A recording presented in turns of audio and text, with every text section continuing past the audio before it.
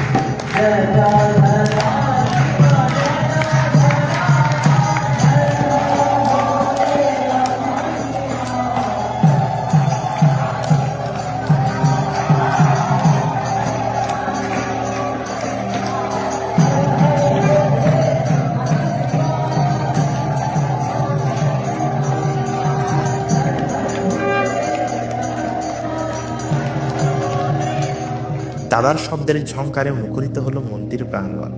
আহা, মন্দিরের পবিত্র চত্বরে যখন কীর্তনের মাধুর্য ধ্বনিত হচ্ছিল, মনে হচ্ছিল যেন কৈলাসের শিখর থেকে শিবের আশীর্বাদ আমাদের ঘিরে রেখেছে। প্রতিটি সুর, প্রতিটি শব্দ যেন আমাদের হৃদয়ের দ্বার খুলে দিয়েছে, ভগবানের করুণা প্রবাহিত করেছে। এই পরিক্রমা কেবল একটি যাত্রা ছিল না, এটি ছিল আমাদের আত্মার এক পরিশুদ্ধির আয়োজন। শ্রী শ্রী ব্রজগোপাল গীতা বিদ্যাপীঠ এবং আমাদের সকল ভক্তগণের একতাবদ্ধ প্রচেষ্টায় এই আয়োজন সফল হয়েছে।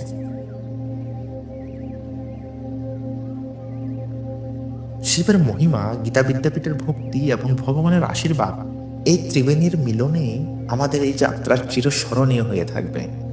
আমরা কৃতজ্ঞ শিবের প্রতি, যিনি আমাদের এই অনন্য সুযোগ দান করেছেন।